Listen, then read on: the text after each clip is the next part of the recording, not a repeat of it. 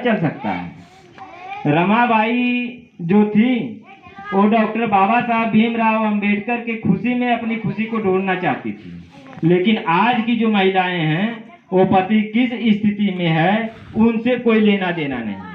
मुझे 5,000 की साड़ी चाहिए, शादी में जाना है, अगर वहाँ मैं नहीं गई, मेरा स्टेटस कम हुआ तो बड़ी बेइज्जती हो जाएगी मेरी वहाँ, तो ठीक है। और मुझे इतना चाहिए।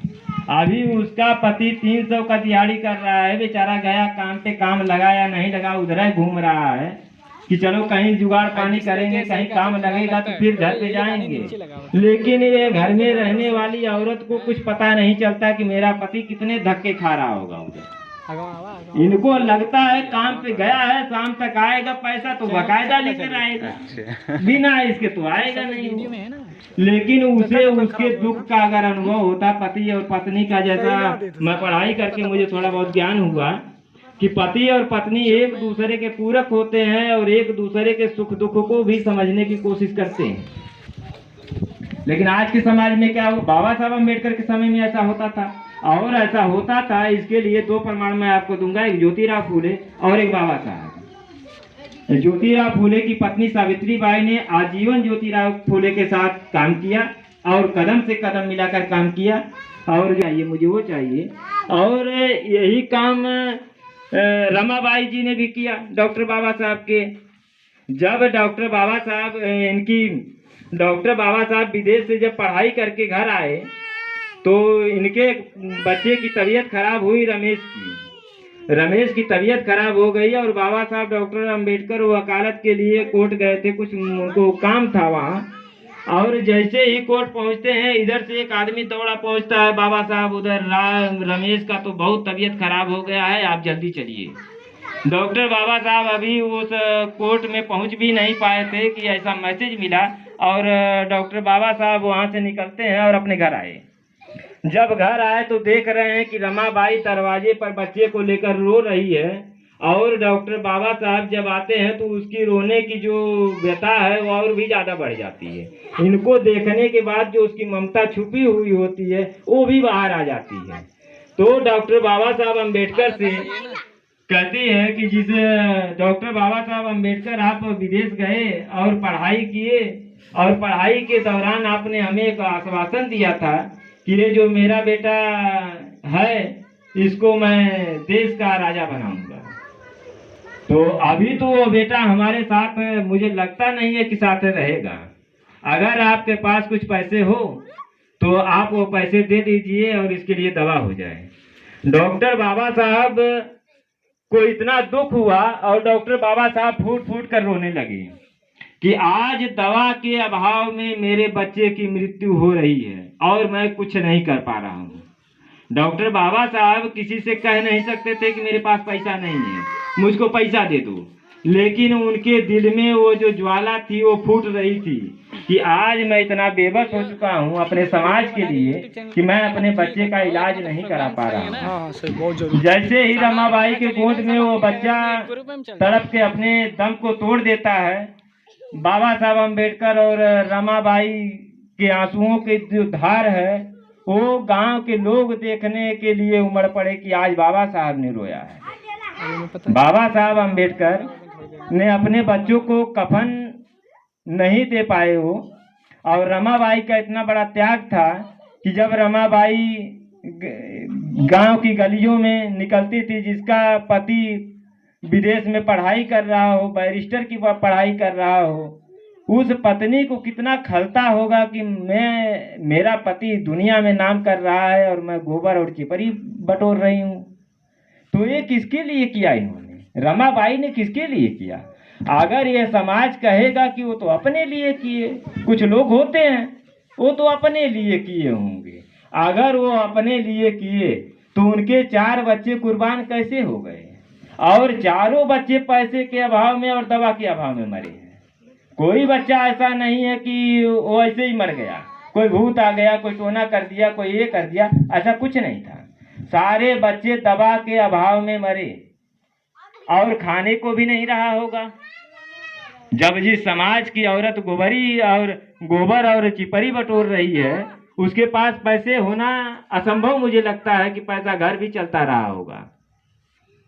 ये जब हमारे समाज के लोगों में मैसेज जाता है कि ये ऐसा ऐसा है, तो हमारे समाज के कुछ लोग क्या कहते हैं, अरे ये तो बाबा साहब के बारे में बेइज्जती कर दिया, ये तो उनको कह रहा है कि ये चिपरी बटोर रही थी, ये गोबर बटोर रही थी। लेकिन जो ज़्यादा विद्वान होगा वो महाराष्ट्र की गलियों में आज जाएगा तो उसे वहाँ का अभी जो छोटे छोटे बच्चों ने इतिहास बताने का काम किया, वो छोटे छोटे बच्चे बताते हैं, हाँ ऐसा है। रमाबाई बम्बई की गलियों में और बम्बई की सड़कों पर गोबर और चिपरी ऐसा बटोरती थी, और वो बटोरती थी इसलिए कि बाबा साहब के पास कोई खेती नहीं थी।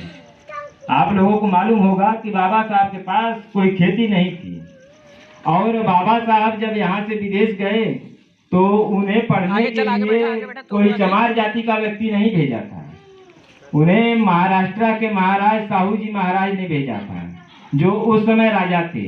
इनके पढ़ाई लिखाई और इनके ज्ञान के ऊपर उन्होंने उस समय इनको स्कॉलरशिप इशू किया, और स्कॉलरशिप इशू करके इन्होंने कहा कि डॉक्टर बाबा साहब अम्बेडकर को अगर विदेश पढ़ने के लिए जाने में जितना पैसा लगेगा, जितनी व्यवस्था लगेगी, मैं उसकी व्यवस्था खुद करूँगा।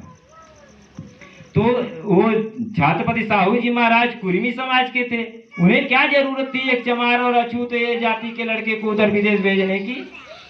लेकिन छत्रपति साहू जी महाराज वास्तव में इंसान थे, जिसे इंसान कहा जाता है, जिसके अंदर इंसानियत होती है, वो जानवर से भी प्यार करता है। ऐसा हमारे गांव में उदाहरण बहुत है, क्योंकि सबके घरों पे पशु रखे गए हैं, और कुछ घरों में ऐसा होता है कि पशु को अपने साथ लेकर सो जाते हैं बच्चे, और कुछ बड़ों को इतना लगाव हो जाता है कि अगर उन्हें कुछ हो जाए, तो जैसे किसी घर के व्यक्ति को कुछ हो जाता है तो आदमी रोने लगता है, तो वो व्यक्ति भी रोने लगते हैं। इतना लगाव अगर इंसान में हो जाए तो फिर हमारे समाज में जो जातिवाद, पाखंड और अंधविश्वास नाम की चीजें हैं, जिनमें हमारे समाज को दरिद्र और गरीब बनाया जा रहा है, सिर्फ इस भाव में कि इनकी कोई आशा जगेगी और हो जाएगा, तो ऐसा नहीं है। अगर ऐसी आशा जगी होती तो डॉक्टर बाबा साहब अम्बेडकर को इतना तकलीफ और इतना दुख का सामना नहीं करना पड़ता। अगर वो विद्वान व्यक्ति हमें कह रहा है कि ये दुनिया में जितने भी लोग ये पाखंडवाद का कार्यक्रम चला रहे हैं गलत है, तो ये डॉक्टर बाबा साहब अम्बेडकर कह रहे हैं, ये तो हम कह नहीं रहे, ये तो उनकी वाणी है। अगर वो विद्वान व्यक्ति कह रहा है तो वो गलत कैसे हो सकता है? हमें और आप ऐसा कहे तो लोग गलत कह सकते हैं, लेकिन वो डॉक्टर बाबा साहब अम्बेडकर कह रहे हैं, ये गलत नहीं हो सकता। ये हम लोग जान चुके हैं, और अपने समाज के लोगों को अच्छी जानकारी और अच्छी चीजें बताना यही हर व्यक्ति का कर्तव्य होता है। डॉक्टर बाबा साहब अम्बेडकर के 4 बच्चे मरे, तो मरे बच्चे हमारे समाज के लिए। डॉक्टर बाबा साहब के पास ना तो कोई घर है, और न डॉक्टर बाबा साहब के नाम से कोई महाराष्ट्र में या चाहे इंदौर जिला महू छावनी में कोई जमीन है। अगर बाबा साहब डॉक्टर भीमराव अंबेडकर चाहते, और उन्होंने पूरी दुनिया के जितने भी इतिहासकार हैं, जितने भी संविधान हैं, सबको इन्होंने पढ़ा। लेकिन आज कुछ लोग क्या कहते हैं कि डॉक्टर बाबा साहब भीमराव अंबेडकर तो गलत संविधान लिखा है और सिर्फ अपने जाति के लिए लिखा। लेकिन यह उस व्यक्ति जो कहता है, वो अगर समझदार व्यक्ति होता तो ऐसी बात नहीं कहता। सबको समान बाबा साहब अम्बेडकर ने संविधान के अंदर दिया। अगर वो समान अधिकार नहीं होता तो उस समय 157 लोगों ने विरोध किया था, और बहुत ज्यादा लोगों ने उसको समर्थन दिया था, जिसमें बहुत सारे लोग समझदार व्यक्ति थे। तो डॉक्टर बाबा साहब अम्बेडकर के 4 बच्चे मरे, लेकिन हमारे समाज के ऊपर कोई फर्क इसका पड़ने वाला नहीं उस समय आज दिखाई दे रहा है। अगर पड़ता तो हम लोग नहीं कुछ जान पाते, तो अपने महापुरुषों के बारे में तो जरूर जान जाते। अगर अपने महापुरुषों के बारे में जान जाते तो आज हमारे अंदर जो बुराई है, जो अनेकों तरह की समस्याएं हैं, वो समस्याएं दूर हो जाती। साथियों, बहुत ज्यादा न कहते हुए आप लोगों को थोड़ी ही देर में खाना खाने के बाद संत रविदास जी के बारे में पूरा बताया जाएगा। और आपने मेरी बात को ध्यान से सुना। आप सभी को जय मूल निवासी, जय भीम, जय संविधान। आभार। बहुत बहुत साधुवाद दिनेश कुमार बौद्ध जी को, जो है बाबा साहब और संत शिरोमणि भक्त रविदास की बातों पे प्रकाश डाले हैं और उनके साथ जो बीता है वो बताए हैं। मुझे तो लगता है सारे सारे लोगों को समझ में आ गया होगा। हाँ चल कौन मोमबत्ती क्या दें अगरबत्ती जा बोल गया।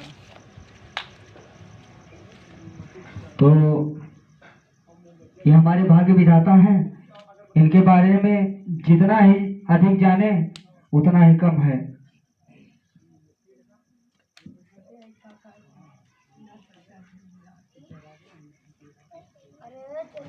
बच्चे लोग शांत होकर बैठेंगे। जा देखा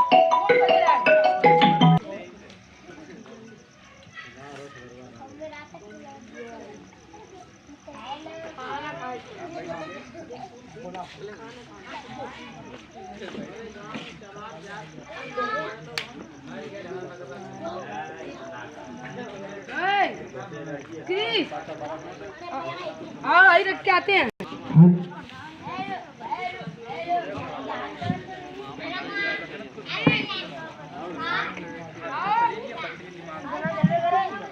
हमारे समाज में जितनी बुराइयां हैं वो और किसी समाज में नहीं है। हमारे लोग तो नहीं सही है कुछ नहीं कर रहे हैं। बाबा साहब तो इतनी बड़ी शिक्षा लेके आए थे, इतनी बड़ी शिक्षा लेके आए थे और उनसे हमारे समाज की औरतें चैलेंज करती हैं। बाबा साहब इतनी बड़ी शिक्षा लेके आए, आप नहीं कुछ कर सकते। हम तो अनेकों धर्मों में जाते हैं, हम तो बहुत शिक्षा ले चुके हैं। दिन भर बकरी लेके हिलो हिलो करती रहती हैं और बाबा साहब को चैलेंज करती हैं।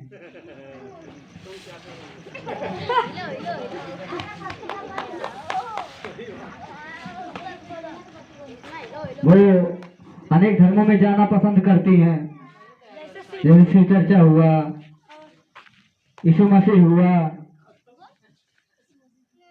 तमाम ऐसे धर्म हैं जो हमें अंधकार के दिशा में लेके जाते हैं और मुझे लगता है कि उसमें ज्यादा फिसलन होती है और इसीलिए हमारे लोग उसमें चले जाते हैं।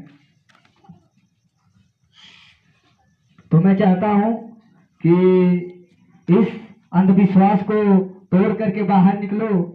इतने पढ़े लिखे बाबा साहब थे जो 1956 में दीक्षा लिए थे और इस हिंदू धर्म को, जिसमें न तो समानता का भाव था, न ही बंधुत्वता का था, न ही किसी भी प्रकार का था, उस धर्म को लात मार के हमारे बाबा साहब ने बौद्ध धर्म को चुना, क्योंकि इसमें समानता है, भाईचारा है, बंधुता है, सारी चीजें इसमें हैं। इसलिए हिंदू धर्म को लात मार दिया और बौद्ध धर्म को स्वीकार कर लिया। तब बाबा साहब का पुनर्जन्म हुआ था। जब वो दीक्षा लेके आ रहे थे तो जब सीढ़ियों से उतर रहे थे तो उनसे मतलब मीडिया वालों से सामना हुआ तो लोग कहने लगे, बाबा साहब आप धर्म परिवर्तन कर रहे हैं। बाबा साहब ने कहा, नहीं, हम धर्म परिवर्तन नहीं कर रहे हैं, हम अपने पुरखों के पुराने घर में जा रहे हैं। हमारे पुरखों का पुराना घर कौन सा था? हमारे पुरखों का पुराना घर कौन सा था? बौद्ध धर्म था ना। इसलिए तो बाबा साहब का पुनर्जन्म तो 1956 का हो गया था, लेकिन हमें तो लगता है हमारे समाज का तो नहीं होगा, क्योंकि हमारा समाज जो उनसे ज्यादा जानकार, उनसे ज्यादा पढ़ा लिखा है। बाबा साहब तो 17 डिग्री लेके आए थे, हमारा समाज 36 डिग्री लेके आ गया है। वो बाबा साहब से चैलेंज करता है।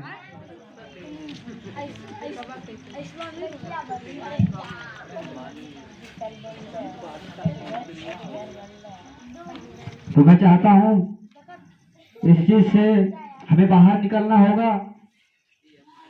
40 करोड़ और जब तक हम इस चीज से बाहर नहीं निकलेंगे, अंधविश्वास आडंबर से बाहर नहीं निकलेंगे, तब तक हमारा कुछ नहीं हो सकता। मैं बता देना चाहता हूँ कि औरतें 7 प्रकार की होती हैं। मैं बता देना चाहता हूँ, औरतें 7 प्रकार की होती हैं। मतलब औरतें का 7 रूप होता है, 7 रूप।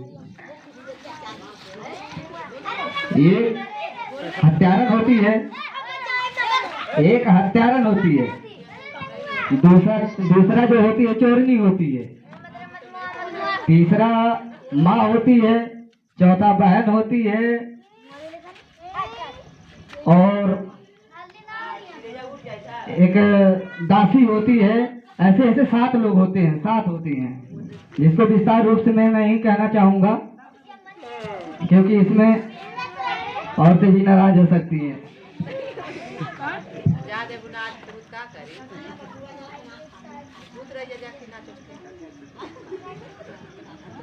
तो आप सभी लोगों ने इस कार्यक्रम का आनंद लिया, और तथागत बुद्ध गौतम जी और बाबा साहब संत शिरोमणि भक्त रविदास के सामने बैठ करके स्वेच्छा से पूजा अर्चना किया और कार्यक्रम को सफल बनाया। इसके लिए मैं आप सभी को बहुत बहुत साधुवाद देना चाहता हूँ। और मेरी खास विनती है, गुजारिश है कि मैं चाहता हूँ कि बच्चे लोग समय से पढ़े लिखेंगे, और जैसे मोमबत्ती बताती है कि मैं अपना उजाला स्वयं बनूंगा, वैसे आप लोग भी जानेंगे, आप लोग भी पढ़े लिखेंगे और आप लोग अपना उजाला खुद बनेंगे, क्योंकि इससे बड़ी कोई चीज नहीं है।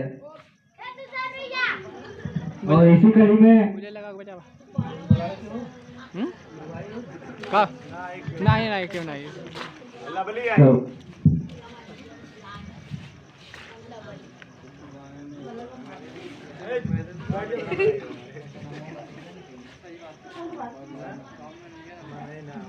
अरे चलो कोई बात नहीं।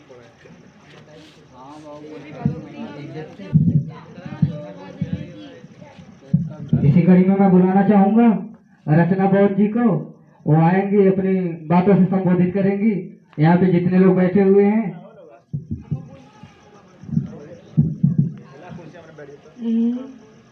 सभी लोगों को जय भीम, जय मूल निवासी। बाबा साहेब, भगवान बुद्ध और संत शिरोमणि रविदास जी के इस पावन प्रांगण में मैं आप सभी लोगों का स्वागत और अभिनंदन करती हूँ। माताओं को मेरा प्रणाम, भाइयों को नमस्कार और छोटे बच्चों को स्नेह। जैसा कि सभी लोग बताए हैं कि रविदास जी का आज जयंती मनाई जा रही है, और बच्चे भी उनका इतिहास बहुत अच्छे तरीके से बताए हैं। मानसिक गुलामी जो होती है उसको अगर अपने से न दूर किया जाए तो कोई दूर नहीं कर सकता है। जैसे कि ऊपर एक छोटी सी कहानी मैं बता रही हूँ आप लोगों को कि एक व्यापारी था, वो अपना व्यापार करने के लिए जा रहा था और रेगिस्तानी इलाके से जा रहा था। तो रात हो गई। उसके पास जो थे 11 ऊँट थे और उसके पास जो खूंटे बांधने के लिए थे वो 10 ही थे। तो इसके बाद जो 10 थे तो वो क्या करता है कि 10 को बांध देता है और एक को छोड़ता है। कहता है उसको कैसे बांधे। तो एक रहते हैं वहाँ पे पुरुष, तो वो कहते हैं कि उसको भी तुम जैसे सभी लोगों को बांधते हो वैसे उसको भी बांध दो। तो वो बांध देता है, वो भी बंधा रहता है। फिर सुबह को जब जाते हैं तो वो सभी लोगों को छोड़ता है, उसको नहीं छोड़ता है उस ऊँट को। तो वो अपने कुछ दूर तक चला जाता है, तो वो अपने स्थान पे वहीं पे पड़ा रहता है। तो फिर वो उसको छोड़ता नहीं है, उसको जाने के लिए भी प्रेस करता है, लेकिन वो नहीं जाता है। तो कहते हैं कि फिर वो जाता है उन्हीं गुरु के पास, तो कहता है कि मैं सभी लोगों को तो छोड़ दिया और उसको नहीं, वो उसको तो बांधा भी नहीं था और छोड़ा भी नहीं। तो कहे जैसे तुम सभी लोगों को छोड़े हो वैसे ही उस ऊँट को भी छोड़ने का नाटक करो, नहीं तो वो नहीं जाएगा। वो छोड़ने का नाटक करता है, तो इसके बाद वो भी ऊँट उसके साथ चला जाता है। तो अगर मानसिक गुलामी को दूर करना है तो सभी लोगों को ज्ञान प्राप्त होने की बहुत आवश्यकता है, सभी लोगों को ज्ञान देना भी चाहिए। और जो है जैसा कि बताया गया है कि संत शिरोमणि जो है रविदास जी को जयंती मनाई गई है। बच्चे लोग भी काफी अच्छा बताए हैं।